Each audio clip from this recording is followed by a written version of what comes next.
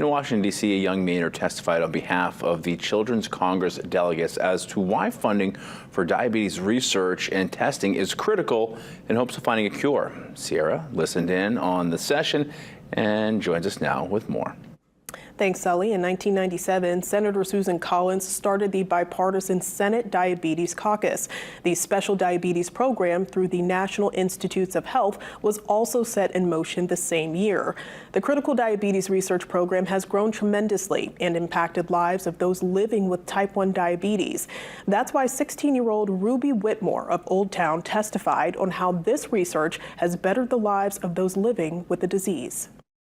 Good morning, everyone, and welcome to our nation's capital. The United States Senate Committee on Appropriations held a special hearing called A Future Without Type 1 Diabetes, Accelerating Breakthroughs and Creating Hope. Senator Susan Collins, the chair of the committee, opened up the hearing welcoming the young people present, representing those who have type 1 diabetes. Collins discussed the progress on research and medicine for those living with type 1 diabetes made since 1997. Federal funding for diabetes research has increased from $319 million in 1997 to more than $2.3 billion.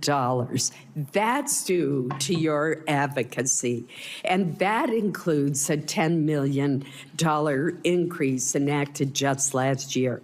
The Special Diabetes Program at the National Institutes of Health provides $160 million a year for type 1 diabetes research.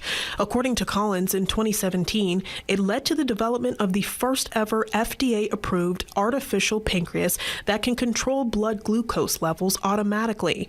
I'm honored to speak with you today, not just as someone living with type 1 diabetes, but as a student, an athlete, a volunteer, and someone who dreams of becoming a surgeon. 16-year-old Ruby Whitmore and her family found out she had T1D at just 5 years old. Whitmore testified her family history of type 1 diabetes, learning how to manage it on her own and through playing sports. She says that her father also has T1D, and her mother has been the family's rock in ensuring they live a healthy life, knocking down the stigma on limitations surrounding the disease. This has put a great deal of stress on my mom, who is always there for us. She's the one not so quietly making sure I'm okay, reminding me to bring sugar tablets, staying up when I sleep through my pump alarms, and just being there every day.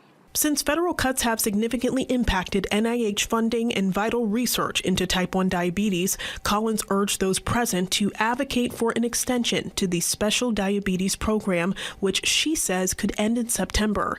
This program has empowered young people like Whitmore to speak up about the disease, and from her testimony, this advocacy is just the beginning. I never want a young girl to think she can't play sports because of her insulin pump.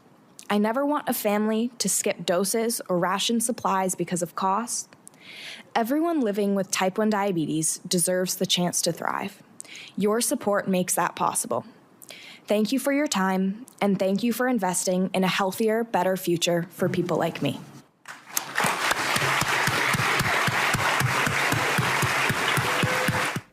To find out more about the Special Diabetes Program and funding opportunities, you can head to our website and mobile